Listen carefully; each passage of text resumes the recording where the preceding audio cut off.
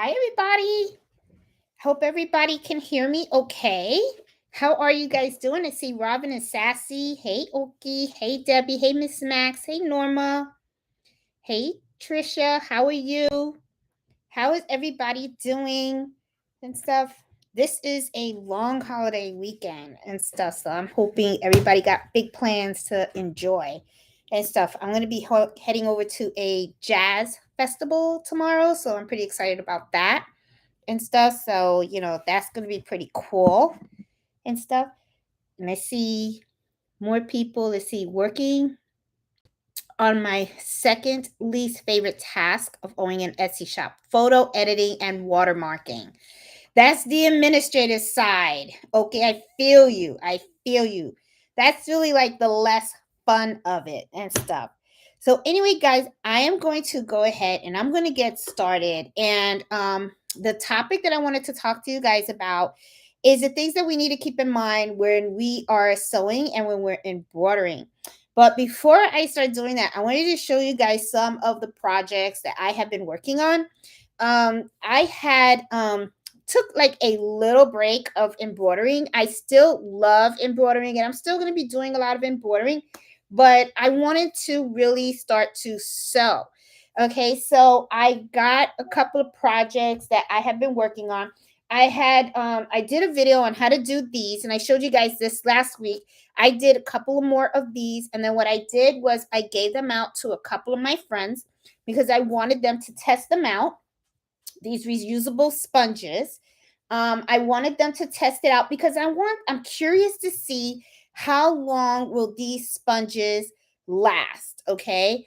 The ones that I did with the unpapered towel, I had did it with fleece and cotton fabric. I don't like the way they are working for me. Okay. The fleece is not very absorbent. So it's not something that I think can really replace the paper towel. So I am going to be trying other fabrics to see if that is something that would work better for us. I was talking to my girlfriend yesterday when I was giving her the sponges, and she mentioned that she went to BJ's, the wholesale warehouse, and she says paper towels are like, if you get a bulk pack of them, they're about like $30. So she was like, if you can figure out the best type of fabric to use, so we can get away from paper towels as much as possible. She was like, I want some of that. So I didn't, I was telling her I didn't like the way the fleece and the cotton worked for the unpaper towel because I took away the paper towel from the kitchen and I put that stack that I made on there. And I think, do I have one here? I don't think I do. And I just don't like, here it is. And these are the ones that I made. I don't see, this is fleece, right? And I just don't feel that this is absorbent enough. Okay. Um, I feel that this would probably be better if you just want to wipe down the counter or maybe want to dry your hands off. But now what I am thinking of doing is taking these kitchen towels that, I had purchased and I'm not using them. And I'm thinking about cutting these up and replacing this, instead of using the fleece, using the kitchen towel. So hopefully that will be a little more absorbent, and then maybe that would work a little better for us. But right now I really do like the idea, and I did have a lot of fun making these are the ones that I finished off with my serger. But I just didn't like the way it felt, and when I was talking to my husband about it, he wasn't feeling it either. Okay. Now, as for the sponge, he said, oh, he goes, you're on the money with this. One of the things that I will say off the bat that I really do love about the sponges that I made was they feel really good on your hand. And when you put the dishwashing detergent, well, I think it is dishwashing detergent. No, I don't know, the soap for the dishes. Okay. You guys know what I'm talking about. So when you use that on here, it really soaks in really nicely. And then you have a lot of soap foam.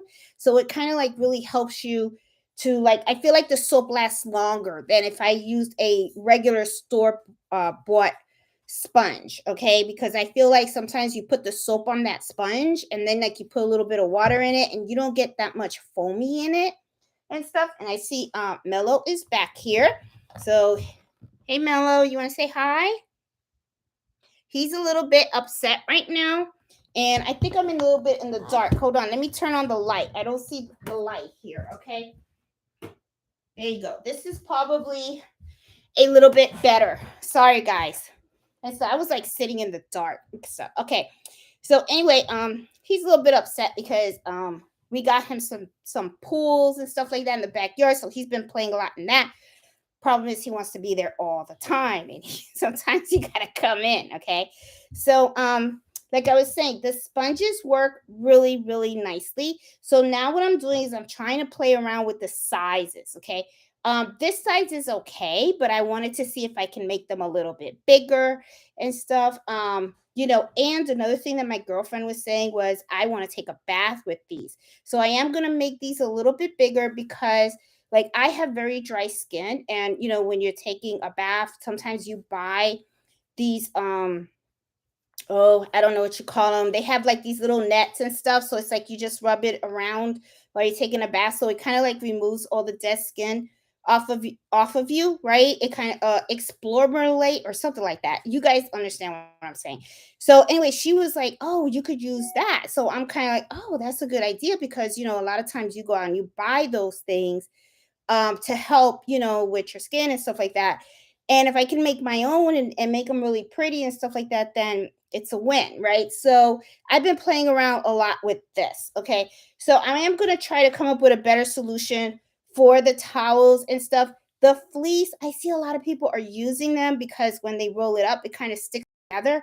But to be honest, I mean, to me, it looks nice in the roll, and I got that. Okay. But the thing is, if it's not functional, then to me, it's like I'm not really saving, right? So that's just kind of like how I feel about it. So I'm just kind of like, okay, so I'm going to try to do this with kitchen towels, and then I'm going to remove the paper towels from my home, from the kitchen, and then I'm going to see how my husband and my son likes them, if they like it a lot better and stuff like that. And of course, I'll let you guys know. All right.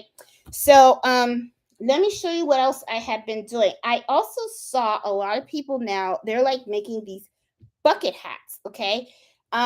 This bucket hat, a lot of times people say use stronger fabric. I didn't have stronger fabric. I just wanted to use scraps that I had in the house, okay? I didn't want to like go out and buy fabric to try something out. So I got this and I made this and I kind of like it. I mean, it is kind of big, and as you can see, it's kind of like floppy and stuff like that, because it's but I figured to keep the sun away from me and stuff like that, I think it's kind of cute. And then this is also reversible. Okay, so I picked like a pattern for the side, and then a pattern to the top to match the edge. And then you can also like turn this inside out, and then you have a different style. So I thought this was pretty cool. So, I think bucket hats are becoming more popular now. People are starting to look into bucket hats. So, this was not hard to make at all and stuff. So, I am going to make some more, and I'll be sure to videotape me making them. They're pretty cute. And I think these are pretty nice, So if you can like get your own fabric and you can make your own bucket hat, why not, right? And stuff. So this was something else that I've been playing around with. So it's like I said, I've been playing a lot with the sewing side of things. Okay. Um, this is really cute that I made. I started playing around with the decorative stitches on the SC 1900. So as you can see, these are some decorative stitches that were on here. Here's like the little flowers and stuff like that. So I just wanted to play with it and see. So I made this little pouch, and I decided to just put my empty bobbins in here to store. So like whenever I need a little plastic thing, and I need to if I need a color in the bottom, I could just use this. So I did this. This came out really, really cute. I like the decorative stitching. And you know what's funny? Sometimes when you're buying sewing machines, right, you're always looking and you know this what they have on the box. Oh, 100 decorative stitching or 150 decorative stitching, right? But you know, if you really think about it, there's only like really two stitches on the machine that you actually really use a lot of, which is really the straight stitch and the zigzag stitch, right? The decorative stitches, you know, they're nice and they're beautiful, but it's sometimes I feel like we forget about them. At least I know I do, right? So I was messing around with the machine and I was kind of like, you know, these decorative stitches are really pretty. So I just went, I did some quilting with them. Okay. And then I just went and I just made this little case and it came out really, really cute and stuff like that. So if you guys interested, I could do a little video on how to make this and stuff. This is really, really cute. So, you know, just want to show you that. Another thing, I finished this off today. I made a little bag for myself. I thought this was kind of cute and stuff. I have a whole bunch of webbing, okay? Because at one time, what I was doing was I was selling a lot of key fobs, right? So I would just buy the webbing, and then of course, what you do is you just burn off the edges, and then you put them together, and then you put the little metal piece. And you know, I was just selling them, you know, for people to have as keychains and stuff. And you know, I was just putting people's names on them and stuff. So that was pretty popular for a little while. Then I got kind of tired of doing that. And then, but I ended up with all these webbings, right? So I have like big rolls of it. And then I figured, oh, let me do a little bag because I found this fabric that I had in my stash. And I said, let me just use this. This is actually outdoor fabric. This is fabric from outside. So, you know, I had bought these to make replacement covers for my furniture out my outdoor furniture. They have, you know, the cushions. When I went to ask for the replacement covers for the cushions of the seats and everything, they wanted like about, I think it was like over $800 just for the replacement covers. So I was like, oh, that's not gonna work. So I just went over to Joann's with my little coupon and stuff like that, and I said, hey, this is what I want to do. And then the lady helped me calculate how much yardage I needed, and I bought all the fabric, and I think it was like $200 worth of fabric, and I was able to sew replacement covers for all of my chairs outside. And these were some of the leftover fabric that I had, so I figured let me just make a little tote bag for myself, and it came out really, really cute. It's just a plain little bag, that's it. And then what I did was I just put a little plastic thing in here, so that way, because I didn't want to like just leave it open, so I figured this is cute, that way, you know, a little snap and stuff. And then I figured this could be something that I could just like, if I need to just throw stuff in there and then I'm on the go, I could just use it. So I thought this was really, really cute, and I like the way this came out. So this was like pretty, pretty cool. And let me see what else I got to show you guys that I did. I was messing around with I don't know if you guys remember during the Christmas holidays when I went to Florida to see my sister. I don't know what was going on in my head. I was going through this like velvet fabric thing. I don't know. It's like I just wanted velvet fabric, right? I liked the way it felt in my hands, and I was just going and I was buying yards of, you know, oh, let me get a yard of this, yard of that, and all these different colors, right? All right, so now I got all this velvet fabric, and now I'm looking at it like, what am I going to do with it, right? so so I was playing around. I took a little piece and then I just did this. This is not something that's going to work too much because, as you can see, the fabric that I have is, it's velvet and it feels really pretty and it feels really soft, but the structure is not there. So I should have probably used some kind of stabilizer inside of it before I started to sew it together, just to give it some shape. But yeah, but it sold okay and stuff. So what I did was I said, well, let me just use this, because you can see I didn't use anything inside. Oops. Well, I've been using these for my earbuds, because when you buy earbuds, you always get all these extras and stuff. So I was like, okay, I don't like throwing them out because you never know when you can use them. So I had a whole bunch of them. So I said, okay, then I'll just use these to store my earbuds. And as you can see, I didn't put any type of lining inside of it. And maybe if I had did that, it probably would have kept a better shape, but that's okay.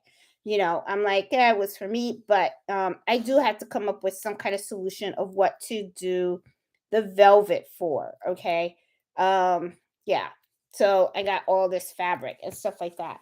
And this was a project fail. Okay.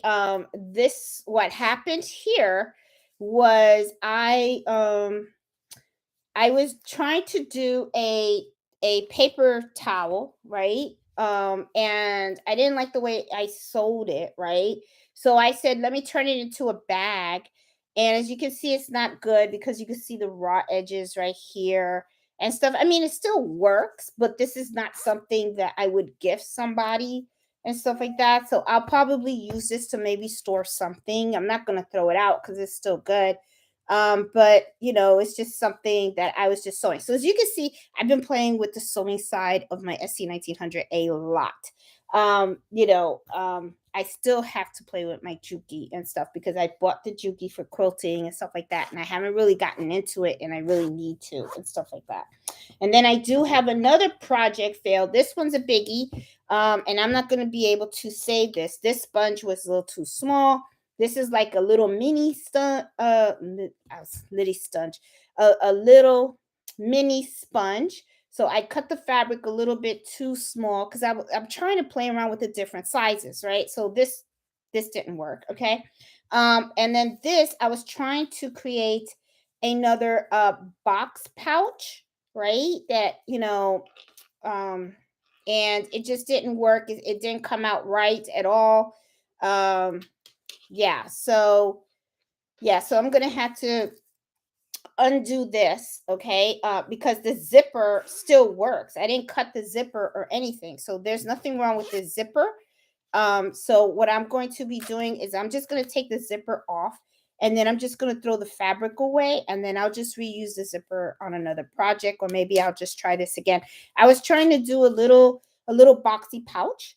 I've done them before, but for some reason, I don't know, my brain wasn't working. Okay, so it didn't come out the way I wanted it to. I was trying to take shortcuts and I shouldn't have did that. Okay, so anyway, but sometimes you live and learn, right? That's what happens, right? You try to do certain things and sometimes you're like, do you really need this step?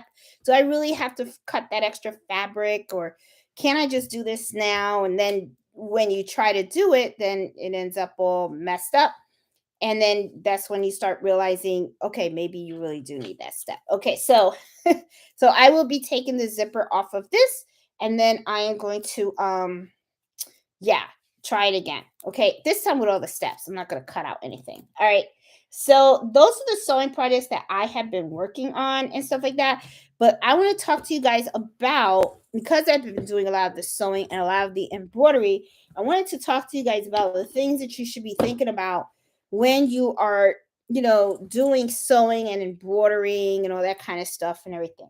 So the first thing, I kind of like already kind of like indirectly covered it with you guys, okay, which is about the mistakes, okay. It's just part of life. That's just what's going to happen. I don't care how good you say you are. If you could have been sewing for 20, 30, 40, 50 years, you're not perfect. You're a human, and we're all going to make mistakes, and that's just part of it. Okay, so everybody learns different. So you just have to be patient with the craft and just realize that you're going to make your boo-boos, and sometimes things are going to happen, and you're just going to have to make the best of the situation and learn from it, and you just move on from there. Just an example of this, okay? This is what happens when you skip steps and you want to run off and do your own thing because you think you might know a little better or something like that. But sometimes sometimes you may end up finding that you found a better way to do something. You're not going to know if you don't try it, right?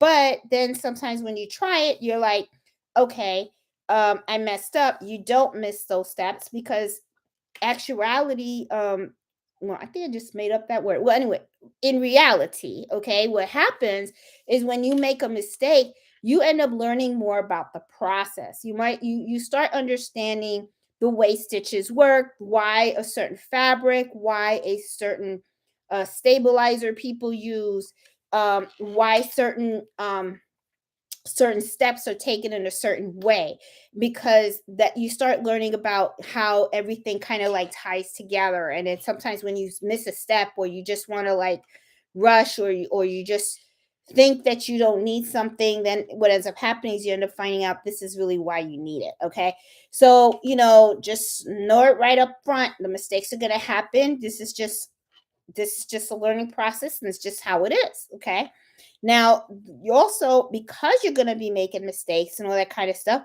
we all know what is the most hated and most loved tool when it comes to sewing and embroidery. And it is this, okay? This is the most hated and the most loved tool we have. Besides this, we also have, like in embroidery, we use a Peggy Stitch Eraser, or I've even heard people can go and just buy like hair clippers or something like that. I think you could do that too. I mean, personally haven't tried it. I have not been able to get my hands on my husband's or Cardito's hair clippers to give it a shot. I have to wait till they're not looking so that I can give it a shot. But I think it's the same thing. I think it's the same concept. So I really don't see why it would not work. Okay. But this is going to be your friend. So I highly recommend that whatever you do, um, go out, buy one that's real pretty, one that fits really nice and comfortable in your hand. I would make sure that I buy more than one, because I'm sure that these do get dull after a while. Okay, so I would just say, just know that this is something you got to have in your back pocket, because the time is going to come. As you guys saw, I was trying to embroider a blank pillow cover, got all messed up. If it wasn't for this and my Peggy Stitch Eraser, I would not be able to start over, which of course I still have to do, because I still want to do that pillow cover and embroider it with me and my husband's initials on it and stuff. Father's Day is right around the corner, so it's like, I have been like filling orders on golf towels and dad pillows and stuff for this whole last month and stuff. So I had not had a chance to get to it. But now that Sunday will be Father's Father's Day. Is it this Sunday? I think it is. Yeah, this Sunday is Father's Day. So happy Father's Day to all your dads out there. And then on Monday is Juneteenth. So, you know, um, yeah. So I'll be done with all my Father's Day orders, hopefully, unless I have folks that buy like, buy them late, and then, whatever. Then I guess I have to do it. Okay. All right. So the other thing, thread. Let me tell you guys something about thread. There are so many different threads out there, and you have to be careful when you buy threads. Okay. And if you think that I have not made mistakes buying thread, how wrong you are. And I'm going to tell you something. There is a difference between good quality thread and cheap thread. Learned it the hard way, and I'm going to show you right now. Okay. I bought a whole set, and I'm talking a whole set of cheap thread. Okay. This is cheap thread. Okay. And I'm going to tell you, beautiful colors. And I was thinking, and I thought I was getting a deal, because I said, oh, look at that box. It's so pretty. All these different colors. I'm like, I'm set for life. I won't have to do anything else. Right. Okay. Well, let me show you how you can tell when thread is really cheap. This is supposed to be sewing thread, okay? And I know you guys can see. All right. So look, um, this is what happens with cheap thread. Broke. See? Tears. Okay? Cheap thread. Look at the ends. I don't know if you guys see that. See? Do you see that? all frayed and everything like that. And then when I feel it, squishy, it's like, hmm.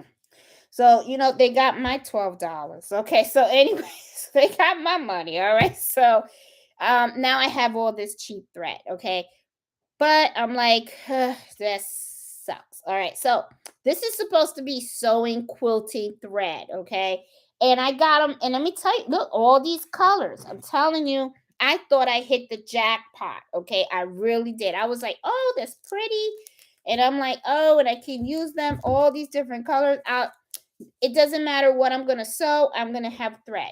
No. Okay, so now I still have to buy thread to replace all these, because unless this is something that if I'm going to be selling, okay, if you're sewing to sell, I don't recommend you use cheap thread. And I'm telling you, don't do it, because especially if it's an item that's going to be washed or worn, okay, like if you're like doing something like this, okay, and you're selling like tote bags, don't use cheap thread, because I'm telling you what's going to happen is the item is going to break the thread. I mean, you saw how easy it was for me to break this thread, okay? It was not hard at all. All I did was pull on it and it broke, okay? So you best believe that if you make a bag using this thread, then what's going to happen is the handles are going to come off, the seams will start to come off on your bag, and then before you know it, everybody's gonna be like, don't buy from that shop because they use cheap thread. Their products are not good. Because remember what I told you, when you are, especially when you're selling stuff, make sure that whatever leaves your shop is of good quality. It has to be of good quality. It's got to be, you want it to have a very long lifespan, because that product is going to represent you and it's going to represent your store. Now, if I'm sewing something for me, okay, it doesn't matter, for me. So I'll use the cheap thread, because the way I look at it is they got my $12. All right. So I might as well get the best out of it. So, I'm not going to like take them and just throw them in the garbage. I mean, it is what it is. But I know that these are not the ones that I will be using when I am making my products. That is for sure. Okay. So I wanted to show you what cheap thread actually looks like. And yeah, and let me tell you, they have so many different colors. I'm telling you, it was a whole set. See, it was a whole set. You can see a lot of them I haven't even opened, but not good. Okay. Now let me show you good thread. Okay, good quality thread. Now this was actually a thread that was given to me, and it's a sample, and I got this from not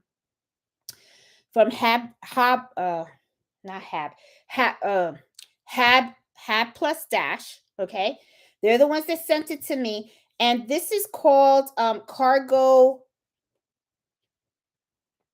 quilt. And I know that there's a lot of other brands out there that are very, very good quality thread. So if you go to Joann's, if you go to Joann's or you go to Hobby Lobby, talk to the salesperson and say you're looking for good quality thread. Okay. Now, let me tell you, when you look at the thread, you should not be able to break it. Now, I'm going to tell you, I tried to take this thread and snap it. Oh, it did snap. Look at that. It snapped. It wasn't snapping before. Maybe this is cheap thread. You think this is cheap thread? Okay, hold on. Let me see. It's 100% cotton. Is cotton supposed to snap like that? I don't think so. I know polyester doesn't snap. Yeah, this is snapping. Then let's take that back, okay? Because I don't think that I would want to use thread that snaps. So if any of you guys know that's out there about cotton thread, is this supposed to snap or not? Now I'm interested in knowing, because this is cotton and I'm looking for good sewing thread, okay? This is not working for me, okay? So it looks like you're having to use quite a bit of force though. Yeah, it is. It's not as strong as poly. Susan said, okay, then maybe my expectations are just a little bit too high for the cotton thread. Maybe that's what's going on. Maybe my expectations are a little too high. But I'm going, gee, I don't know what to say then. I don't know if my opinion on this is solid then. Um Look, this is the brand that I got. And but see, if you look at it, see, it's kind of like squishy, right? And then when I see this, I can't really like squish it. And I don't know if it's the packaging. It could be the packaging too. So I don't know. All right, guys, I'm gonna have to do research on this because this is cotton thread, okay? But the thing is, I want good quality cotton thread. I don't want the cheap one. But from what I'm reading, you guys are saying that maybe the cotton thread is just not as strong as polyester, and maybe my expectation for cotton thread could be a little bit off, and it could be okay. So yeah, so all right, so something I'm gonna have to look into. Okay. Now let me show you other threads that I have. Now, um, when I made this bag, okay, this is outdoor fabric. Okay. When I went to Joann's and I had bought the outdoor fabric, and I told the lady that I was planning on using this so that I can make the replacement cushion covers for my patio set outside, right? One of the things that she did was she said, "You want outdoor thread." So I was like, I didn't even know they made outdoor thread. Well, they do. And this is the thread that she gave me. And this is it's from Coates and Clark. Okay. And it's actually specified as outdoor thread. Now I'm gonna tell you, when I first got this, I looked at it and it looks very, very different from, here's the cotton thread. As you can see, there is, and I don't know if it's very, very clear, but I could just see that it was very, very different looking. Now, to me, now I'm looking at it side by side, and to me, I just feel like this is more, or maybe it just looks different to you. I don't know if you guys can see. I feel like this is thicker than this. Okay. Now, I am going to tell you, when I pull on this, this is very, very hard. Okay. I have not been able to break this. Okay. So she was kind of like, no, you want to use outdoor thread. So I have a feeling that this thread is like really, really good. So maybe it's tough on the elements that are outside, because sometimes when you have outdoor furniture and stuff, the of course the fabric, I'm sure that the fabric for the outdoor furniture can sustain like heat and all the rain and stuff like that. So I'm the way I am figuring it, the way it's going in my head anyway, is that this thread probably works the same as outdoor fabric. So today I went to Joann's, and I had no business in that store. I'm going to tell you, I really didn't. So but I went anyway. And I bought more of this because I really liked the way this sewed, and I liked the way it feels, and I like that it's very, very strong. Now, am I going to use this for everything? Look, I bought another one, and then I even got one in a darker one, because this is the thing. I want to make more tote bags, okay? Because in the state of Virginia, and I think it's starting in July, and I don't know if it's in Southern Virginia, but I know up here in Northern Virginia, starting July 1st, they are going to be charging us 5 cents for plastic bags. Now, I know a lot of places, I believe in New York, they already do that. Um, and 5 cents for plastic bags, after a while, that could really, really add up, okay, during time. And I'm one of those that I don't like giving up my money very easily. So when I learned about that, what I told myself was, I was like, okay, well, it's time for me to really start gathering up all my recyclable tote bags, right? And I figured, let me make some recyclable tote bags. And I started researching on how people are actually making some of their tote bags, and a lot of them are using canvas fabrics. Okay. So I had this extra outdoor fabric, and one of the things that they were saying in the videos was the canvas fabric is very, very thick. And sometimes you don't even have to use any type of stabilizer when you're sewing to give them shape because they're so thick. So I started going online and then I looked at cotton canvas.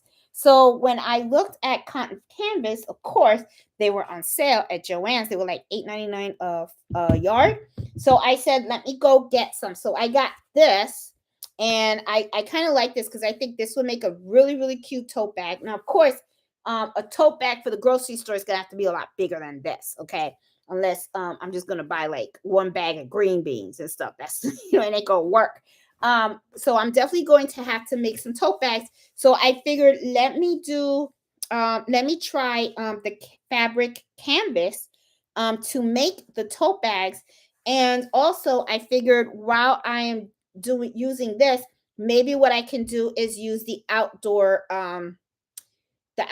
thread, so that way to give it strength, because I don't want to use cotton thread because I'm afraid that if you're using this type of tote bag to carry groceries and stuff like that, there's probably going to be a lot of weight, especially if you have like cans of food and all that kind of stuff, and I don't want the handles to break off or anything like that. So of course, I'm not going to use this. And now I'm so curious about this cotton fabric now. I mean, not the cotton fabric, the cotton thread, because I'm thinking maybe my expectations are just a little bit too high on this. And maybe here I am thinking I got this cheap thread, and maybe it's really not cheap thread. Maybe it's just that it's working the way it's supposed to work. I don't know. So now I'm like really like super curious about this. So if you guys know anything about this cotton thread situation and stuff, please put them in the chat because I really want to know your opinion on this. Okay. So yeah, so I bought just 2 yards of and then this is another one that I got. I thought these prints were really, really cute, and I figured I'll make two big tote bags and stuff, and then I'll see how easy it is to make. They should be pretty easy. It shouldn't be that bad. I think I'm going to use the same concept as I did with these, except I'm just going to use bigger measurements and stuff. And I figured now, that everybody is kind of like being forced really to use reusable bags, which I think they should, because I believe in saving the environment and stuff. So I'm actually pretty happy that they're doing this. I got a feeling that making reusable tote bags is going to be something that people are going to be looking to buy. Okay. I know you can get them from Wegmans. I know you can get them from, the supermarkets and all that kind of stuff. But sometimes they sell the reusable bags with their like logos and all that kind of stuff. By sewing your own, it's like you get to create, make your own pretty fabrics and stuff like that and everything. So, it's just something that, I started to look into because I was kind of like, oh, okay, you know. But yeah, so let me see. Oh, this is another thing too. When you are buying thread, I made this mistake, and this was a biggie. Okay. I was just looking at the shelf, and all I did was look at the color and pick it up and buy it. Okay. I didn't even read, and I wasn't spending the time to read, was it cotton, was it polyester, was it rayon. All I knew was I saw the color and I liked it. Okay. So I went and I got this, and this was from Coats and Clark. Okay. And this is the same thing as this, and this is called bulky neon. Okay. Never used this thread before. I totally thought when I bought this thread that what I bought was the embroidery thread that is similar like this. Okay. I love these type of threads. Okay. Especially when you're doing monograms and when you're doing the names and stuff like that. I did a laundry bag for my neighbor's son who's going to VCU next year as a gift. And it came out beautiful. Now, of course, this is embroidery thread. Okay. I thought when I picked this up that this was embroidery thread too, and it's not. As a matter of fact, this is a whole different type of thread. Let me see if I can pick it up so that you guys can see. Look at how, see how I pull it, and then when I let it go, look at how it flips up. Okay, it's like it has like it puffs or something, right? I was kind of like, oh, this is weird. Well, I even tried to embroider with this thread because I figured, well, okay, I know it's puffing a little bit, but maybe I could still use it for embroidery. No, you can't. Okay. It looked a mess. It looked a hot mess. And then this is actually overlocking thread. Okay, so I am thinking that this is the thread that you use if you have um an overlocking machine. I'm thinking like a serger or maybe a cover stitch. I'm not sure if a cover stitch machine uses this. I know the Crafting Puerto Rican, she just did a video on a cover stitch machine that she brought from Brothers. So I'll probably reach out to Juanita and ask her if this is something that she would use with the cover stitch. I'm not sure. But then I did do a Google on this, and it said it's used for undergarments, swimsuits, and knitwear. Okay, which I thought was pretty interesting. So, of course, I went and I bought like a whole bunch of these. So this is one of them, okay? And when I opened up the because when you look at it like this, right? Like here's another one that I bought, okay? Because I like the colors. I thought the colors were really interesting and stuff. And when you first look at it, it looks like if I was picking up embroidery thread, right? So I didn't think anything of it. I just thought, oh wow, it's a jumbo spool of this type of thread. That's what I thought. And then when I saw the price, I was like, oh, what a deal. So so here I am thinking that I got like what I wanted at a really great price. And then when I got home, and then I opened this one, and then as soon as it came out, it kind of like fluffed. And then I was like, oh, this is different. Okay. So, and then that's when I decided, okay, not at the store when I should have been reading. Okay.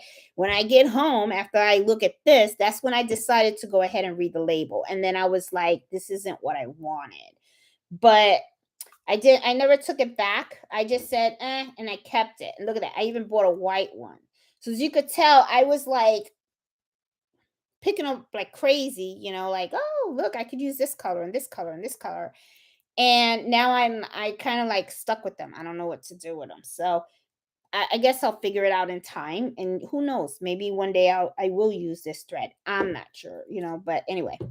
The other thread that I really like, and this one is Serger thread. I use Serger thread too.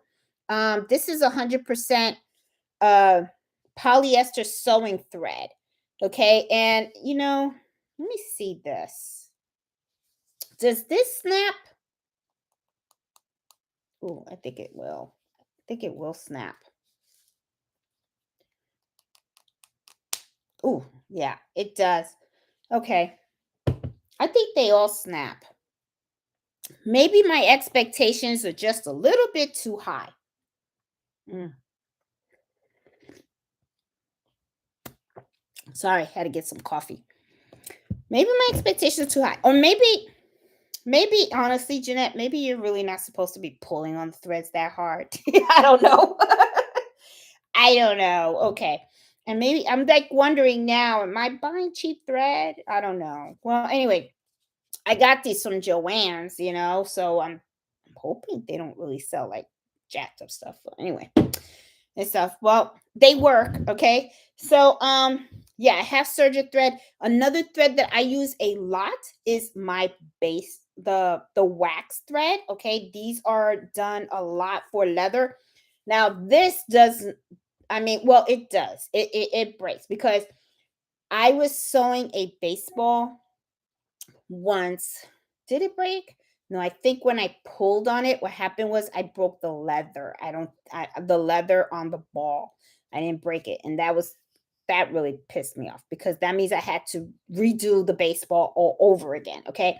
So these waxed, they're waxed thread. And I love these because they come in all these different colors. Okay.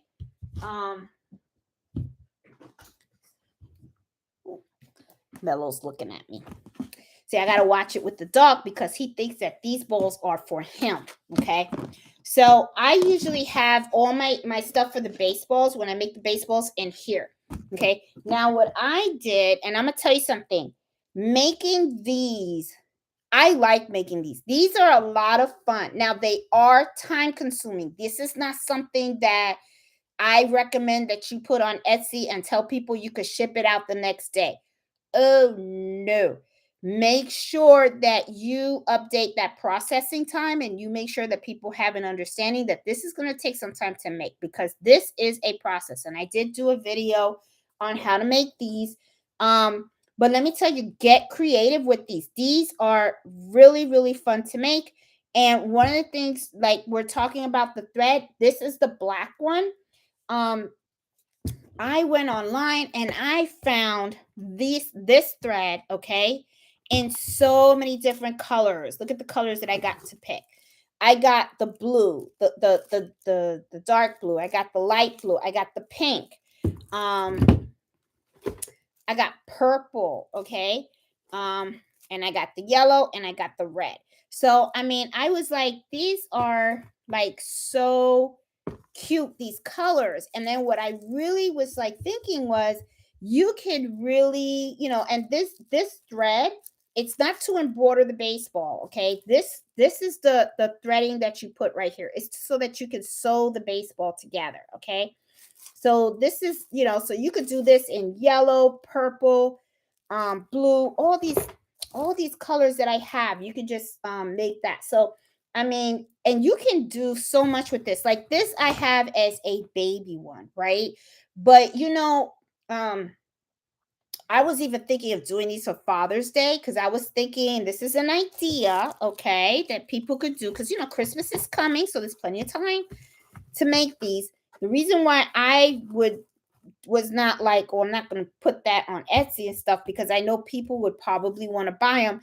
And I only got 2 hands. Okay. So I only got 2 hands and I got other stuff that I have to do as well, and I still work full time. Okay. So I am not a full time sewer, embroiderer and stuff like that. I still have full-time jobs. So, I have to manage my time wisely and stuff. But here's an idea and stuff like with Father's Day. I know that it's Sunday, and I should have probably said something to you guys earlier, but you could put the dad's name on here, and then you can put the names of all his children in the baseball. An idea. Very similar to the gift that I made my mom for Christmas when I did the blanket, the heirloom blanket, and then I put her and my dad's name with their wedding date. You could do the same thing, especially if dad is a big baseball fan. You could put their the couple's name, their wedding date, and then around the ball put the name of the child and the year they were born. You can do that, and it would be really, really cute gift. And it could be like a it's something memorable. It's like a, I don't know what you would call it, a family ball or something like that. I don't know. But it's just an idea, okay? And there's just so many things you can do. You can do this as a birthday ball. There's just so many and stuff like that. But with this is what the thread that you would use, going back to the threads.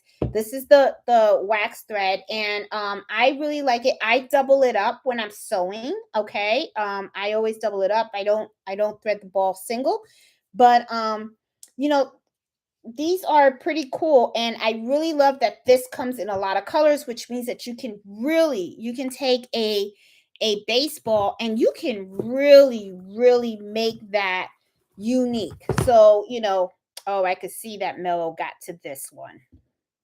Look at that. See, I have to watch the balls with him because, Mellow can't distinguish, he can't distinguish what is his balls versus these are not for him.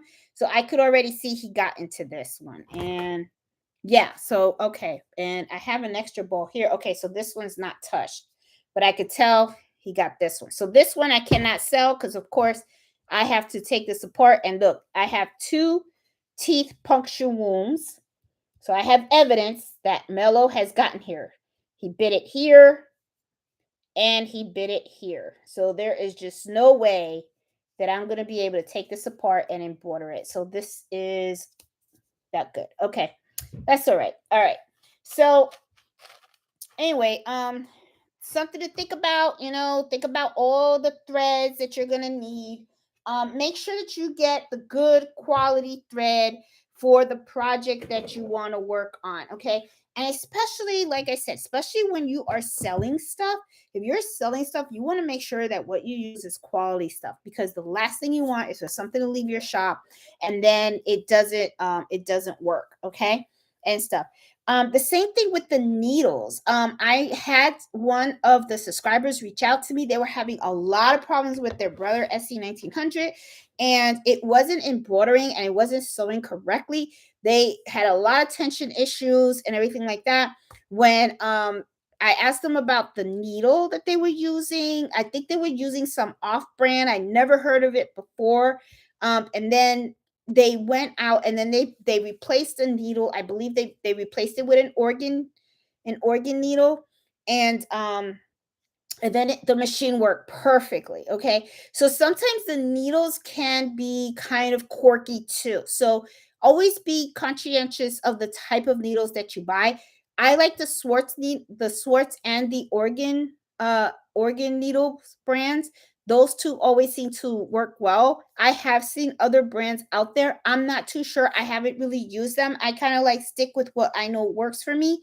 But I know that this particular subscriber, he was he was trying out the needles, and I don't blame him. I mean, if you see a needle that it says it's the right size and it's a flank shank and it fits your SC1900, and you're gonna try it, especially if you see that it's economical, right? So he gave it a shot.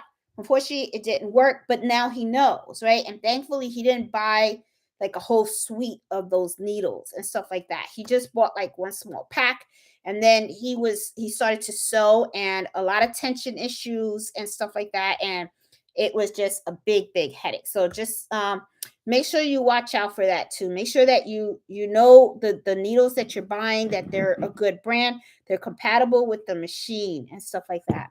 The other thing also is bobbins. When you are doing your own bobbins, make sure that you are doing your bobbins correctly. If you don't, you can have a lot of issues with your sewing as well. You can have a lot of nesting. You can, it's just not, your fabric and stuff can get all caught up. So a lot of times, I try to do my own bobbins. Okay. I kind of had a rough go at it, because sometimes it was like a touch and go. Sometimes I would put everything in the machine, everything worked great, and the next thing you know, I got like perfect bobbin. Okay. And I was able to go. And then other times I try to create my own bobbin, and it was like very loose in there, and it was a mess. So I just kind of like gave up on creating bobbins. I will do my own if I have to have the same color thread at the bottom than in the front, right? Then I would go ahead and I will create my own bobbins. But other than that, I've always used pre-wound or pre-winded bobbins. You guys know, the ones that are already done for you. Okay. I find that those work. You always get a nice crisp bobbin, and I feel that they actually last a long time, because if you really look at those bobbins, they're very they're pretty tight. They're pretty nice and tight. I don't have any here. I have them in the back and stuff. But yeah, no, I don't have any. Okay, but I do make my own bobbins when I am sewing on my Juki TL 2010 Q, my quilting machine. Those bobbins are different. Those bobbins I have here. Those bobbins are pretty different. They're the ones that are steel, and where are they? They're steel, and I don't have any problems creating the bobbins for those. And this is the one that the Juki machines uses. Well, you know, the one that I have. I have the TL10 20 20 2010Q. Here, let me show you guys real quick which one I'm talking about. It's this one that I have right here. I know you see it on the side and stuff, but this is that's the one that I have. And I think I dropped something. I think it was my phone. But anyway, that one uses these bobbins. It doesn't use the ones with the plastic covers. It used the one with the steel. And I bought a lot of these because yeah, I did. I bought a lot of these and stuff. So I mean, and but for some reason the Juki machine, very, very easy to create your bobbin and stuff. Ooh, sorry about that. Anyway. Okay, so bobbins. Yeah, and see, and I do have the plastic ones. And another thing too, another little tip. If you buy the pre-wind ones, right, and you use up the bobbin, don't throw out the plastic because these plastics are still good. Okay, so let's say that you have to wind your own bobbin, right? And stuff. Well, you don't want to have to go to the store and buy the plastic casing, right? I mean, you got the plastic casing when you bought the pre-winded ones, right? So just take a couple of them and then just keep them. So that way you can reuse them when you need to. Now, you don't have to you don't need a whole bunch. You just need like a little handful, right? So that way if you have to wind your own, then you have it and you didn't have to spend the extra money. So it's just a little tip right there and stuff. Now, for these, I did buy a whole bunch. See, these are the ones for the Juki. I did buy a whole bunch. Now, I have to tell you, I really like the Juki, these bobbins because of the steel, okay? Because it's like, I look at these and I'm like, wow, these will last forever, okay?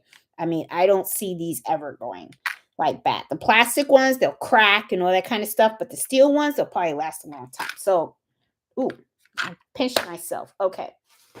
So, all right, talked about bobbins here. Now, let me talk about, okay, let's talk about the machine. Things that you got to think about. We're on the road. We're on the road. What time is it? What time is it? So, am I going to have to talk? I'm going to have to talk faster. We got 3 minutes left. Oh, my God. Okay. Maintaining your machine. All right. Things to think about. You have to clean your machine. I remember when I first got my machine, I didn't know we were supposed to clean it. I was using that sucker for about like 6-7 months until the machine started acting up. And then all of a sudden I saw a video that you're supposed to clean it. I was like, I did not know that. Okay. Do the maintenance on your machine every year. I'm telling you, it's so worth it. I know when Justin comes and he does my machines, he takes the covers out. I mean, though the machines are there standing butt naked, and he takes a vacuum and he sucks all the lint and everything in there. Try not to use an air can if you can prevent that, okay? Because when you're using an air can, even though you think that you got all the lint out, air cans actually pushes the lint inside your machine, okay? So even though I know Justin will come in and he'll take the covers off, he uses his vacuum and he'll be able to get all of that lint off of out of the machine. Sometimes that lint can actually go into a place in your machine, and then it can also mess up how the machine works. So try to make sure that you know that, okay? Now, you're going to be practicing a lot, but in sewing and embroidering. You know, at first, I even see a couple of posts sometimes on our Facebook group where people come out and say, oh, I just did my first embroidery design. They don't like the way it came out because maybe they had a little bit of puckering, or maybe they saw a little bit of the bobbin thread come out the front. Sometimes they didn't, maybe, you know, they feel that the applique or the design is a little off-centered and stuff like that. Don't beat yourself up too hard on it. Remember, it's your first. And as time goes on, you're going to be practicing. As you're practicing, you're going to learn the techniques a little better. And as you learn the techniques a little better, it will be looking more professional. Nobody, okay, started with everything looking professional from the beginning. Like I said in the very beginning of the hour, everybody makes the mistakes, okay? Right, Mello? Mello's over here scratching and stuff. Okay, the other thing that I want to warn you guys, fabric addiction. It is a real thing, guys. Okay, the fabric addiction is a problem. I have the problem. Okay, you go to Joann's, you go to Hobby Lobby, you go to all these fabric stores, and it's like you see diamonds everywhere. Okay, next thing you know, you go home with bags and bags of fabric. Okay, you have no idea what you're gonna do with this fabric. Okay, my advice, and this is something that I like to follow, when you see fabric and it calls your name, okay, it's calling you, it's like, buy me, okay, just get half a yard.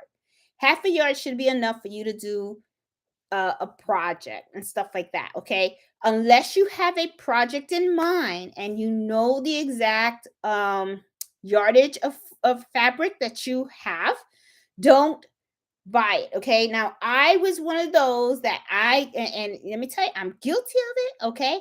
I would go in the store and I would be taking the shopping cart, and then I would go down the aisle and I would see all these pretty prints. The next thing you know, I got all of these fabrics in my cart. And then, you get in line and the lady's like cutting the fabric and everything. And then she would ask me the question, so how much would you like? Well, what would I do? I would say, oh, give me a yard. Oh, I really, really like that fabric. Give me 2 yards of that. Meanwhile, I had no idea what I was going to do with it. Okay. All I know was that it was pretty and I liked it and I wanted to buy it. Okay. So I spent all this money on fabric, and then I got home and I would be looking at the fabric going, oh my God, this is so cute. I like it. And I fold it all up, and then I would put it in my little magazine cover and I would put it on my bookcase back here, okay? Which you probably can't see because the embroidery machine is covering it. But next thing you know, my bookcase is all full of these fabrics, okay? Meanwhile, I had no project in mind or anything. So as time goes on, okay, the fabrics sit there. So I call that fabric addiction. Be aware of it. Okay.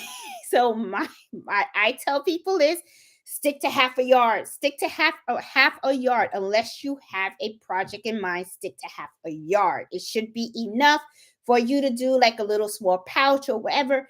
And you don't have like a whole bunch of fabric all over, because before you know it, I had to stop myself because I could have turned into a Joann shop in my house. So I'm like, no. So be conscientious of that. Okay, that fabric can be an addiction, and there is so many different types of fabric too. Okay, I am a big hoarder of the quilting cotton fabric. Okay, I always get that. Okay, for the simple reason that as soon as you go in Joann's, that's the one that they have kind of like mostly of. Okay, I just now started recently getting into the canvas cotton fabric, and it's on because I wanted to do the tote bags. Okay, that's the reason. So I now discovered the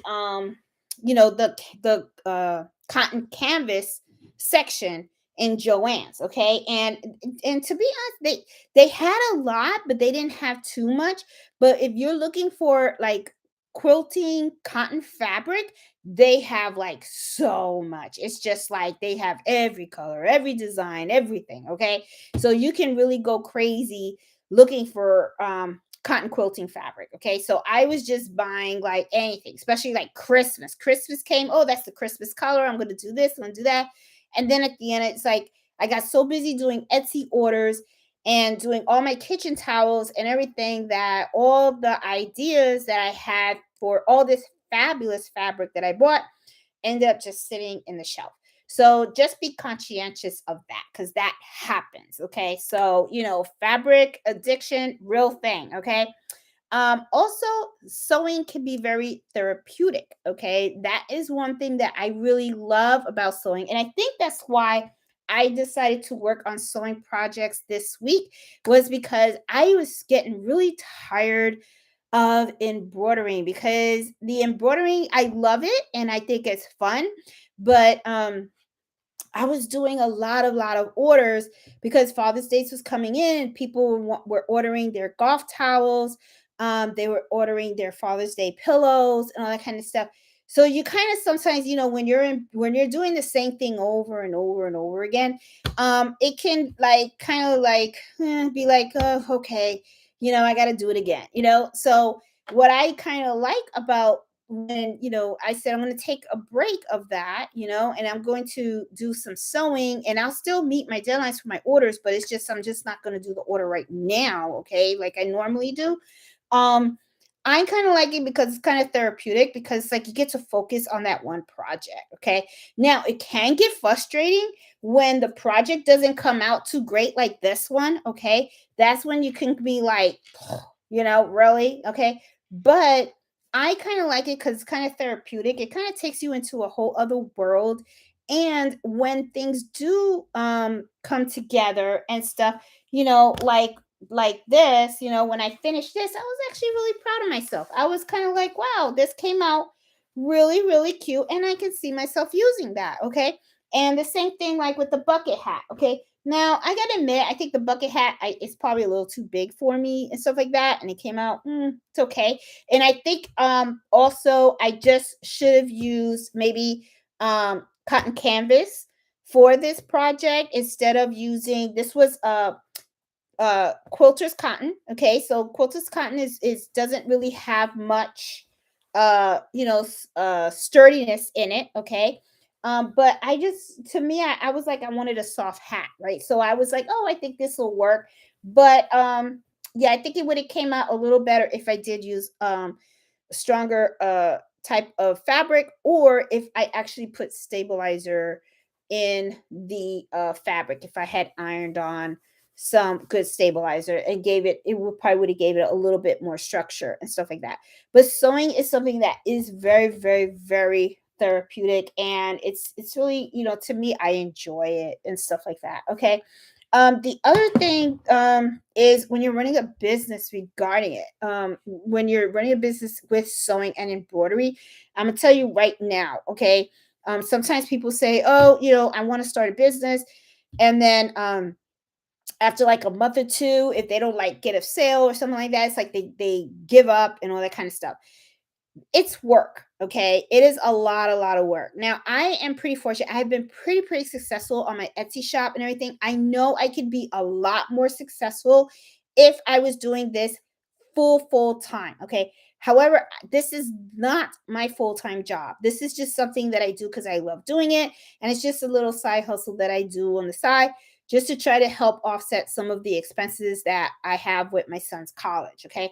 But I still work full time. So during the day, I can't not do any of this stuff. So I have to do it when I'm off work. So, it kind of it can get a little hectic. It really can. And then sometimes it's like I don't have that downtime and everything. Okay.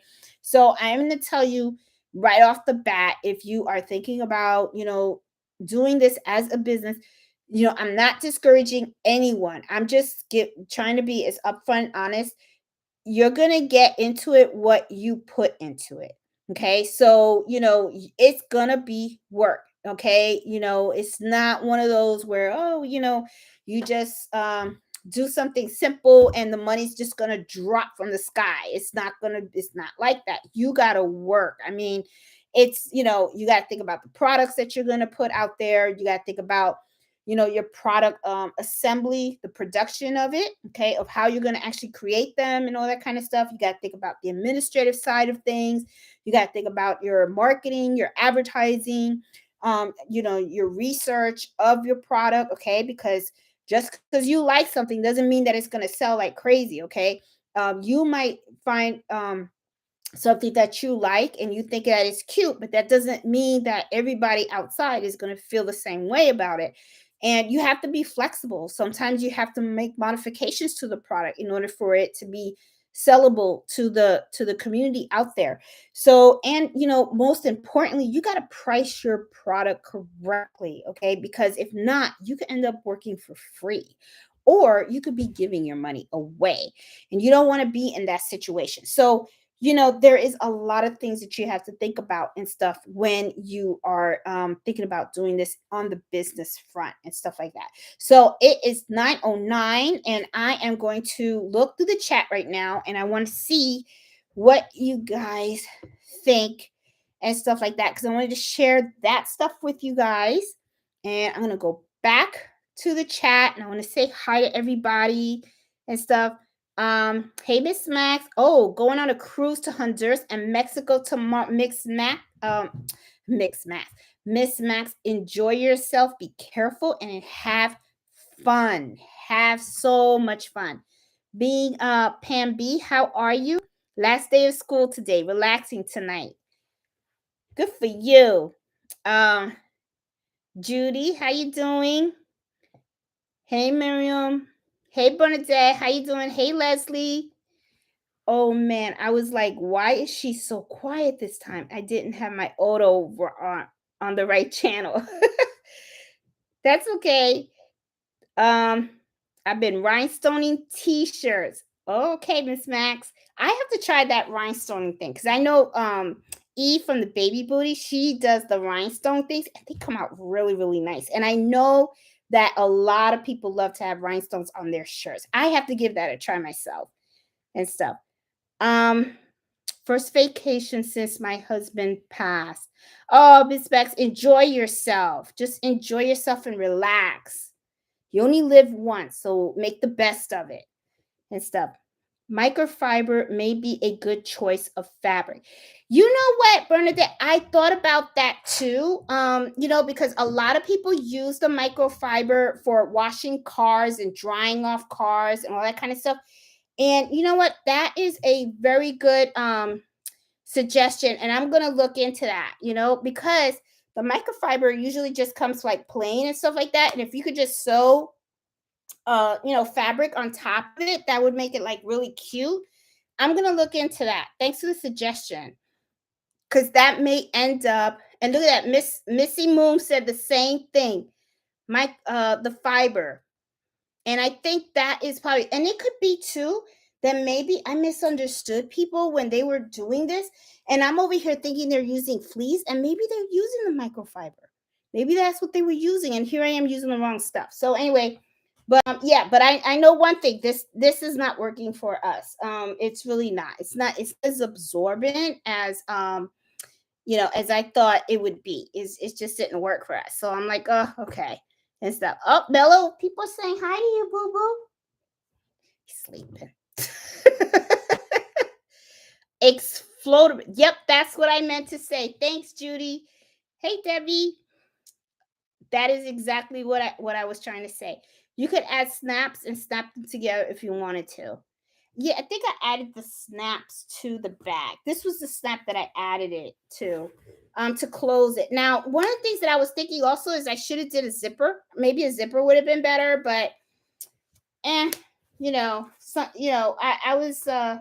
was like, let me try it like this, and stuff. I made my son and daughter-in-law birth cloths with cotton and chili fabrics. My grandson was born, and she repurposed them for their kitchen. Oh, that's a good idea. Trying in Brilliance to hoop a 5x12. When I go to multi-position edit, it does not show what I am doing. Maria, if you check out on the channel, I do have a video on how to use the 5x12 repositional hoop. And in that video, I actually show you how to create the file in Brilliance. Now, when you are creating the file in Brilliance, you're going to get two files, okay? You're going to see the hoop, and it's going to be big. Do your drawing in there, and then when you save it, it's going to be saved as two files, and you're going to be embroidering two files, all right? I explained everything in the video, so you should be good to go. So give that a shot. I would say check out that video and stuff, and that'll help you understand, because I actually create the file in Brilliance too. So I'll show you. It shows you exactly where to click. Okay, so that would help. Okay. Hey Susan, how you doing? Let's see. Good idea. Reversible. Yeah, I could use a bucket hat here. Is this in Arizona? Hey, Sassy. Yeah, the bucket hat is kind of cute. And I think they're coming back. I think people are really getting into these bucket hats and stuff, And one of the things that I liked was I did several stitches here on the rim to give it like that little ridge look.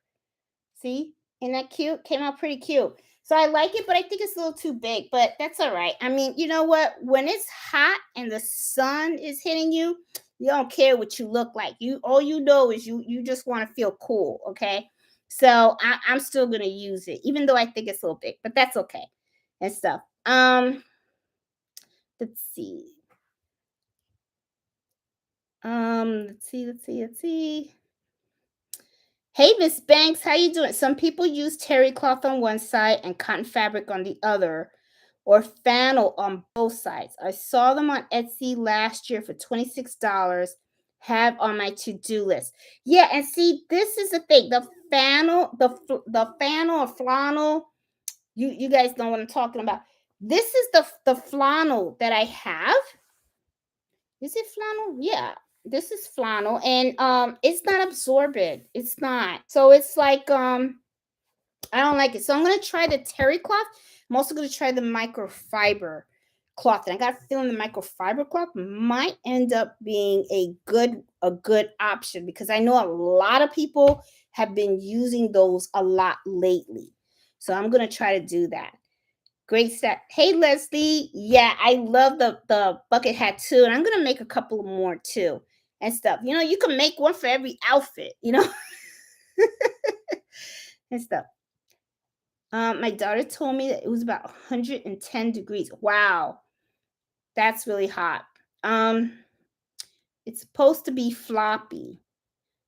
Oh, it is? Okay. Well, but the thing is, I find that it's kind of like really like super floppy.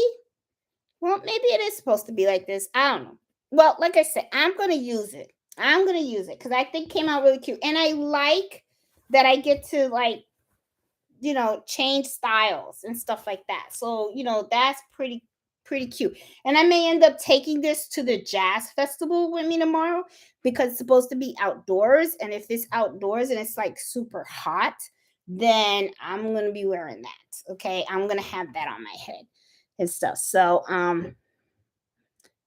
eye pillows. Oh, that's a good idea too. Um, Interfacing, that's what I meant to say. Yes, Robin, thank you. When you are sewing, is interfacing that you put with the fabric, not stabilizer. Stabilizer is what we do with embroidery. Mm. Bernadette, thank you. Velvet pouch would be great to store jewelry. That is a good idea because and let me tell you, I bought so much of this fabric. So this is what I'm talking about with the fabric addiction. You I fell in love with velvet, went and bought like a yard here, a yard there. Oh, let me get 2 yards of this. And now I got all this velvet. But jewelry that's a very good idea for jewelry. I'm going to be searching some YouTube channels to see how do you make these jewelry pouches. And you know what? And I bet you those will make cute gifts too and stuff. But I just hope people don't think I'm giving them jewelry too, because I'll be like, ah. Maybe what I could do is I could like maybe bead some jewelry. Because beads are inexpensive and wiry. I used to bead jewelry with my girlfriend, Jade, back in the day. And stuff. And I used to sell like lanyards and stuff like that. So maybe I could do that, and stuff, and then use the jewelry pouch to give it to them as a gift. That's not a bad idea. Um, let's see. Um, I made several mesh totes, zipper pouches with the Crafty Gemini YouTube boxy bag. I love her channel, Leslie. The Crafty Gemini Vanilla. Oh my god, I bought so many of her courses, and I love. If you guys do not know who she is, please check out her channel. It's called the Crafty Gemini, and she has classes. Okay, she has like a website, and you can like she has like a bag club, a wallet club. I bought all those clubs. And you could, she does step by step instructions on all those videos. And the prices on her courses are very reasonably priced and stuff, and I love it because once you buy the course, you have it there forever, and you can I mean, she teaches so well. I love her style of teaching. She is really, really, really good and stuff. She's one of my favorites and stuff. You can make a travel earring pouch with a tiny box pouch. You're thinking of tossing. That's another idea. I love boxy bags. Make them a lot with my knitting projects.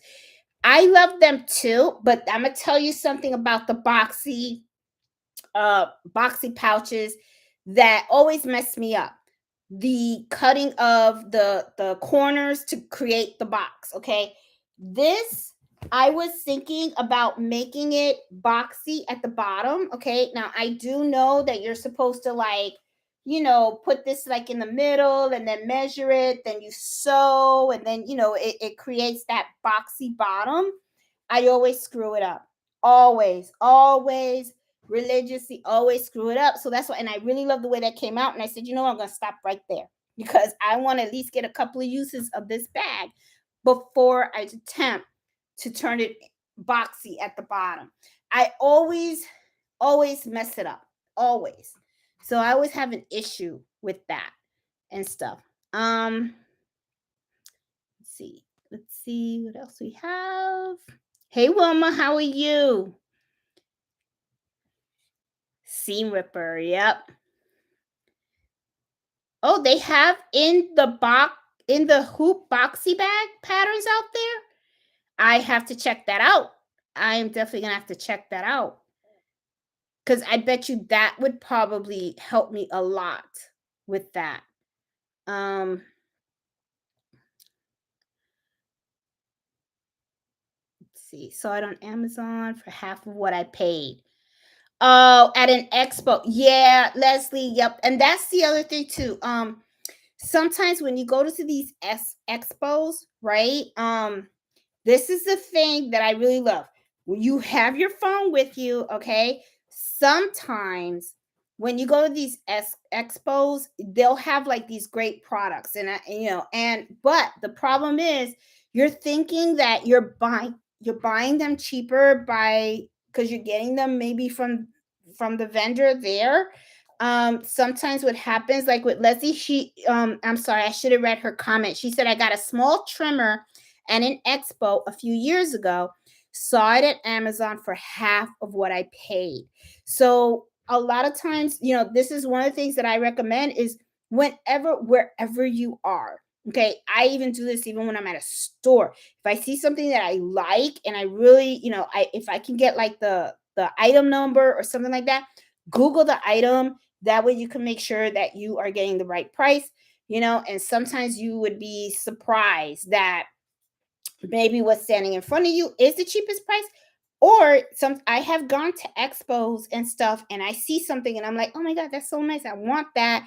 And then when I Google it, I can find something, either the exact same thing or something similar, and it's like half the price and stuff. But then, and if you see something that's half the price, then you have to like kind of like wonder, is the quality the same? Okay, then you have to like look a little further and stuff like that and stuff. So, you know, um, let's see. Hey Adrian, can you repurpose them and use them as testers for new merch designs? I could. I can try that and stuff. Yeah, I could try and stuff.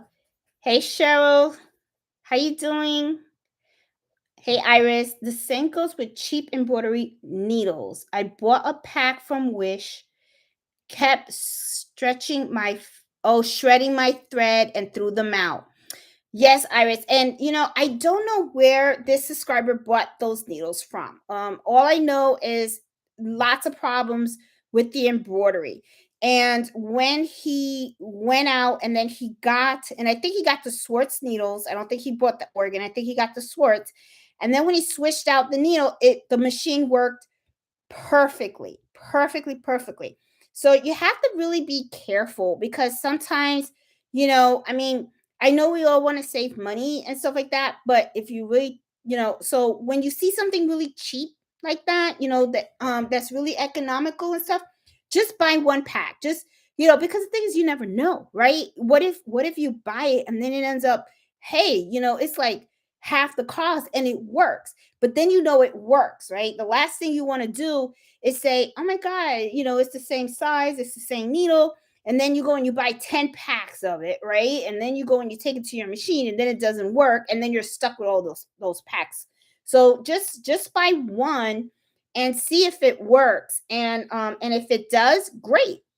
Then you're golden. But if it doesn't, it didn't cost you an arm and a leg. It's all like a trial and error thing. Okay. Um Gutterman thread for sewing, Madeira for embroidery. I don't mind the the cost for the quality you get from them. Hey, Oki, and I totally agree. I don't mind paying extra money for the quality, especially when I am making stuff for sale. Okay.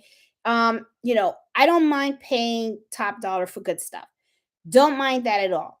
Now, don't get me wrong. I'm not gonna like, you can't be outrageously priced, okay? Because then I'll be like, okay, I know it's good, but but the thing is, I don't mind spending the extra money, which is why sometimes I like my organ needles. If I can't find the organ needles, I do use the Swartz needles. I do know there's other brands out there, but I just don't want to try them. Oh, Mello's a little bit upset and stuff. I hear him like crying a little bit back there and stuff. I think because he wants to go in the pool, but it's like it's night. You can't go in the pool at night.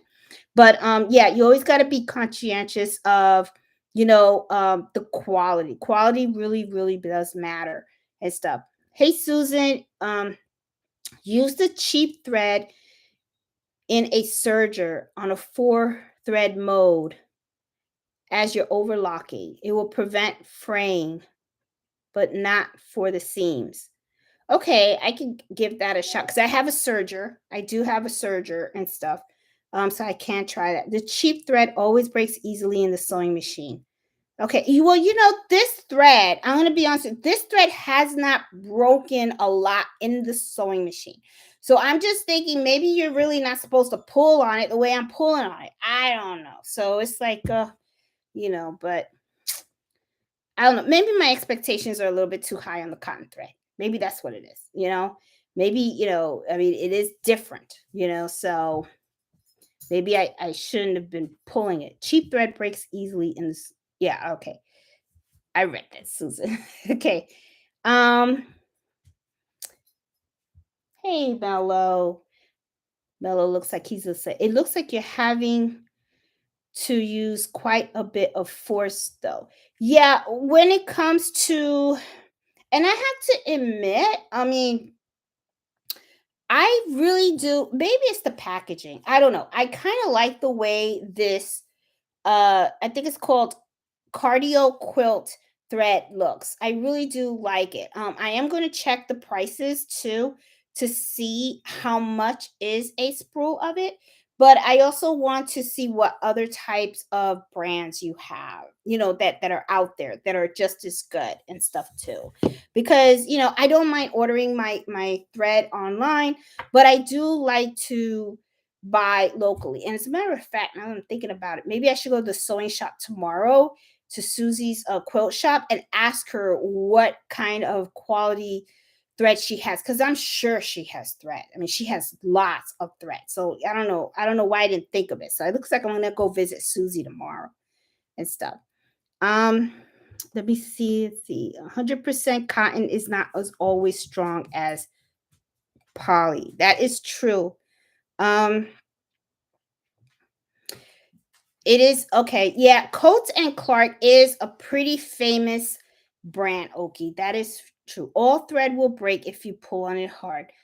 Yeah, I guess you're right. But I find that with polyester and even like with this, when I pulled on it really hard, um, well, maybe I think I have to pull on it really, really super hard. This is the outdoor thread that I'm holding, by the way. To it won't break but I have to like pull it like really hard. I really like the way the outdoor thread looks though. I mean, it just seems so like to me looks thicker and stuff looks better, but but I know it's for outdoor. I'm not gonna quilt with this. I know you can't, but it does look nice. I like it. you know. Um, can you can Alicia? I mean, yeah, Alicia asked if you can use embroidery thread for your sewing machine. Um, I remember the beginning when I first started, I was my opinion of it was always like, don't use embroidery thread for sewing, okay? And the reason why I was always thinking that in my mind is because you need your embroidery thread for embroidering, and you don't want to run out of colors in the middle of a project. But I'm gonna be honest. There have been times when I've used it. I have used it and I never had a problem with it. Now, I do notice that the embroidery thread is thinner than sewing thread because you got to remember they're different weights. Okay, embroidery thread is 40 weight thread. Okay, and if you have a embroidery thread that is a 60 weight, that is more thinner. Okay, because 60 weight is usually embroidery thread that's used when you're embroidering very small fonts. So 40 weight thread of embroidery is pretty thin. So, I mean, it's not bad, but it's it's okay. You can do it. You can do it. You can use it. I've used it. It's not a big deal. But the thing is, I feel that sewing thread is a thicker thread. I believe it's about like 50 weight, something like that. um is it 50? I think it's 50 or 30, something like that. It's a little thicker. And to me it just looks better. It does. But you can use embroidery thread if you want to use embroidery thread to sew. Outdoor fabric thread is used for upholstery, and that's why the thread is stronger than sewing thread. Yes. Yes, Miss Beck. And that is exactly what the lady told me at Joanne. So when she had gave me that outdoor fabric, she was like, "This is the thread you want to use." So I had to sew a lot of cushion covers. So I bought a lot of these. Okay, so I bought a whole lot, and I used them all up, and then I had to buy some more because I did a lot of zigzag stitches on those covers, which now that I think about it, I should have been using straight stitches, but it's okay. I mean, I did those like 3 years ago. I think 3 years ago, and they're still holding up. So not bad. Um, let's see, Angela. I use polyester threads for all my sewing projects, and I think that's probably what I'll probably end up doing. I have cotton threads from Embroidery, and it worked really well for me. Hey, Susan. Well, maybe I should look into Brother Reed cotton thread. Susan, thanks for pointing that out because I do like the Brother Reed brand. I do like that. So maybe I'll look into that and see look at their cotton thread set. That would probably be good. Bulk lining is for serging. It is. Everyone says it's for serging. Yeah, because see, when I use my serger, this is the thread that I use. I have this, the big combs, because I have my serger, and I don't know if you guys can see it, it's right there in the corner over there. But I have the big combs and stuff. And let me tell you something, that's another thing too. Man, you can get addicted to thread because I saw a website where they had serger threads, all these different colors, blue, white, yellow, and I was like, oh, those are so pretty. So you can get addicted, and stuff. So you have to you gotta watch it, and stuff, because before you know it, you end up spending money all over the place. So let's see. Tote bags with a vinyl type washable lining for groceries. Yes, Sassy, I have seen them do that with the washable lining. And so now this is outdoor fabric. It doesn't have washable lining, and I did my own lining in this one, but yeah, I'm gonna have to look at that. You know what, I should have looked that up at Joann's when I went today. Instead, I went and I just bought the cotton, because this is cotton canvas that I have here. This is cotton canvas.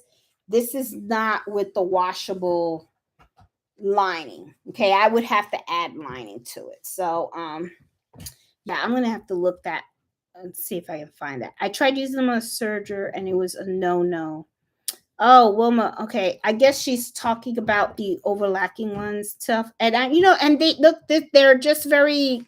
See, I don't like that. I don't like that. It's like they're very like fuzzy. I don't like that fuzz. It ain't working for me and stuff.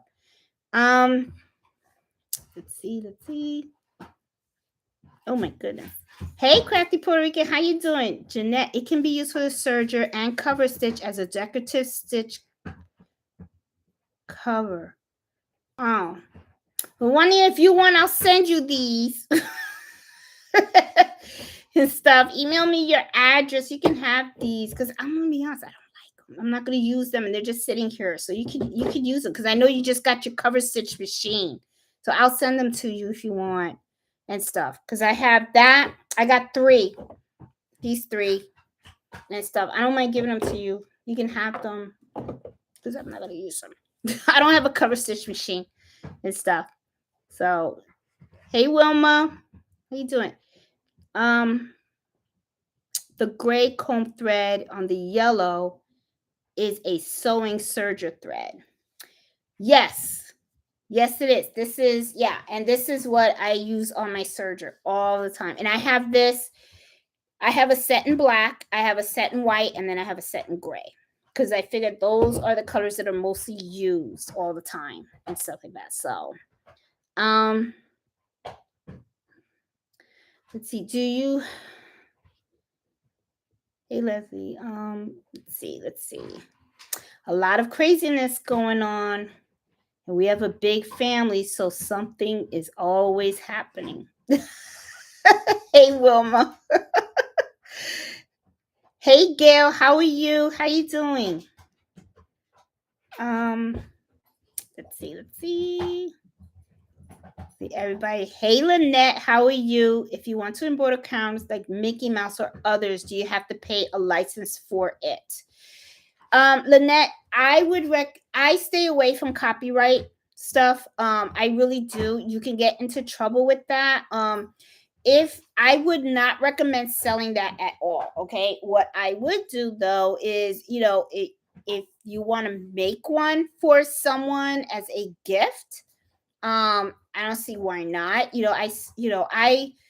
I would make it for like if I want, like my son, he goes to VCU, right? So I was able to get the logo digitized and stuff, and I make items for him, right? But it's for him, and I don't sell stuff that are copyrighted. So Lynette, my thing on that is just be very, very careful. I've heard you would have to buy a license for it. And when I've looked in other Facebook groups, because a lot of people have the discussion about that with Disney and stuff like that, I heard that the license to use their stuff is very, very expensive. That a lot of people are like, it's not even worth it and stuff. So, what I would do is I would probably try to reach out to them to see if you can get more information on the cost of a license and everything. I would try to make everything legit. Just be very, very, very careful because they do go after people. They do. I know of a lady that I think she was doing Harry Potter stuff on Etsy, something like that, and she got shut down. I mean, and I don't know what happened, what the final outcome of everything is, but just be very, very careful with that. Okay. Organ needles are the best. Yeah, I love organ needles, Orky. I really like them a lot. Oh, hey Leslie, I have an evolution serger in the shop, and I purchased, gave classes on how to use it. I use bulky needle to make rolled hems napkins. Look pretty. See, and you know what? And that is the one thing, Leslie, that is really neat when you buy sewing machines from some of these sewing shops is they do give you classes and stuff. Now, when I bought my embroidery machines from Susie's shop, she gave the classes, but the thing is, I knew how to use the machines, right? So I really didn't need the classes and everything. When I bought my brother sewing machine and my Juki quilting machine, and I also got my serger. I actually bought those the serger I got from Walmart, and then the SC1900 and the Juki I actually got it off of Amazon. So I um I kind of regret not getting it from Susie, because I know that Susie would have gave me classes if I had bought it from her and stuff. So sometimes what ends up happening is I have to read the manual and I have to do trial and error to try to really learn the machine and all the functionality. Or I rely a lot on the channel, on YouTube channels and stuff like that. So that is the benefit really of buying from local sewing shops, is that when you get the machines, they actually can teach you how to use those machines. And and to be honest, I like supporting small local sewing shop businesses, okay? Which is why when it came to my embroidery machines, I really wanted to buy them from Susie. She's a really nice lady. I really love her shop. She's got so many cute stuff in there. And I want to see them survive, and everything. So yeah, so I kind of wish, but the thing is, I don't have a really like fancy serger, Leslie. Like my brother, I have the brother 1034DX serger. The reason why I went for the DX instead of the D was really because the DX has an LED light, the D didn't, and and it's not an expensive serger. It's $199. It's $200 serger. I know there are sergers out there that cost a lot of money. I mean, you can get some real expensive sergers, and maybe in time I will upgrade my serger and go from a $200 serger to a more expensive one. But honestly, right now I am not using that serger as much as I really should be, so I cannot justify the extra cost of getting a more expensive machine, okay? And stuff. So yeah, but if I do in the future plan on upgrading my serger, I will be getting it from a sewing shop for sure and stuff, and make sure that I have lessons and stuff, because I'm sure that those sergers are just as they're probably just as nice, and they probably have more functionality, that kind of stuff and everything. Hey Lucy, or Luli. By the way, Boricua too from Miami. Hey, my sister's in Miami. My sister's over there. It's scary when a needle breaks, Judy. Yes, it does. And I broke a needle today when I was trying to sew this because of the handles. Right here, this is webbing, and I had to fold it, and this is pretty thick. This was a very thick area to sew. So when you are sewing over a lot of layers of fabric, you have to make sure that you go slow.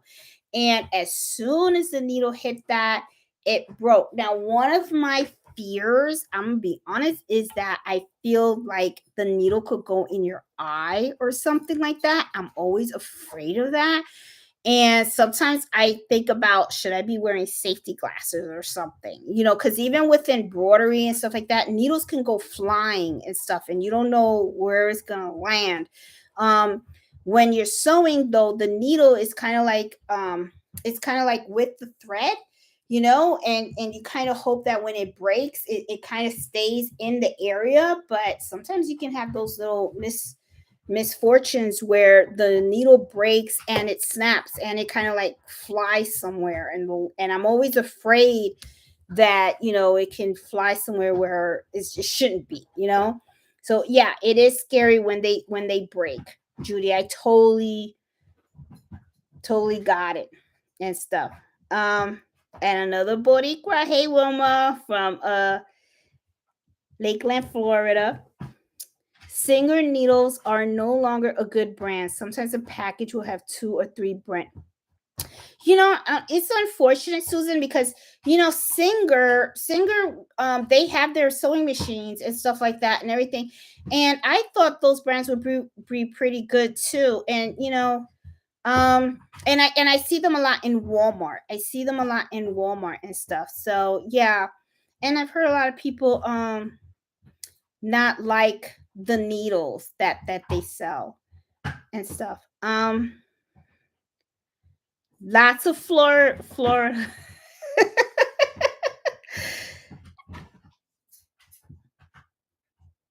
Oh my goodness. Yeah, a lot of people in Florida now. And so, there's not a lot. I don't see a lot of Puerto Ricans in Virginia. I really don't. There's Hispanics and stuff like that, but and Latinos, it's just not. I don't see a lot of Puerto Ricans and stuff. So I get excited when I meet someone from Puerto Rico because I'm like, oh my god, you're from Puerto Rico too. I get excited when I see that. It's here in Virginia. You just don't see too many people and stuff like that. Hey Harmony, how you doing? I love your hats, Harmony, and that you have been posting the for Juneteenth. Beautiful, beautiful hats. As always, awesome work. Awesome work. I love the work you do and stuff. Let's see. Oh, I have the same fabric issue. All the fabrics calls your name. I'm telling you, it's the fabric addiction. And so, as a matter of fact, I think I should make a shirt that says, "Here comes fabric addiction." And whenever I go visit Joann's, that's what I should be wearing and stuff. I have way too much fabric. Know what to do with.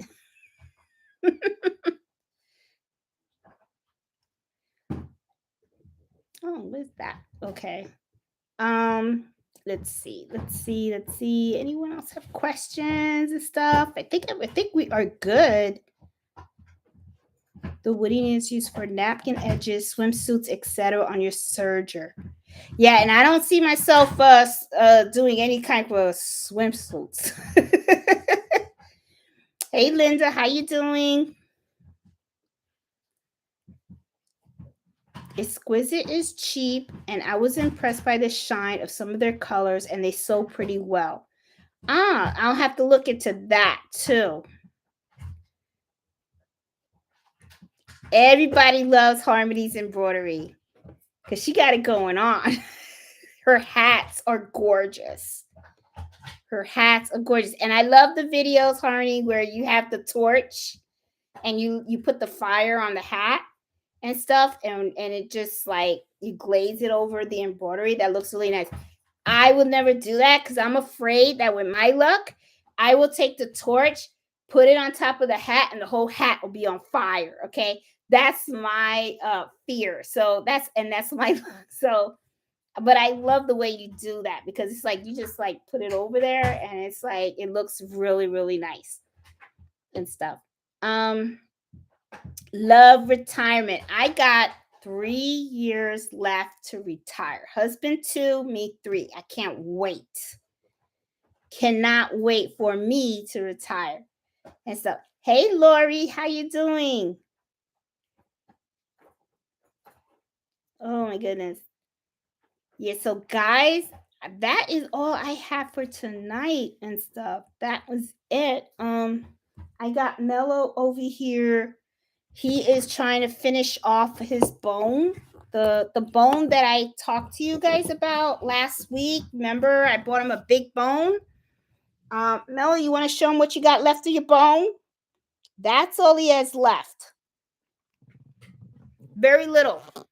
He doesn't have much left and stuff. I think the lighting is bad in here. I don't know what it is. I gotta get better lighting and stuff like that. I'm gonna get an electrician to come out and stuff. And that bone probably be done by later tonight. He's gonna be finished with all that kind of stuff and everything. So anyway, but he's been having fun with all his pools and everything. So, well, guys, quickly is how you do it. I have to burn up a few caps. I'm telling you, man, it's like I'm afraid of doing it because I'll burn the house. I know I would burn the house. I don't know how you do it and stuff. Well, guys, I am going to say good night for tonight. Please enjoy your long weekend. And happy Father's Day to all the dads out there, and happy Juneteenth on Monday and stuff. So listen, if you guys like tonight's live, please give me a thumbs up. If you're new to my channel, please subscribe. And hope you guys have a great weekend. Okay. So you guys take care, be safe. And I will make sure to keep these videos coming. And I'm going to start doing some sewing videos and stuff, because I mean, I love embroidery, but I like to do other stuff too and stuff. So, yeah, so I am, as I mentioned earlier, I got a lot of stuff that I want to try out. So I'm going to try it out. And as I try it, I'm going to videotape it. That way you guys can see what's a success, what hasn't, and what wasn't. And, that way you guys know. Okay, so I am going to let you guys go, and I will see you guys next Friday. Okay, so you guys take care, have fun this weekend, and be safe. Talk to you guys later. Bye.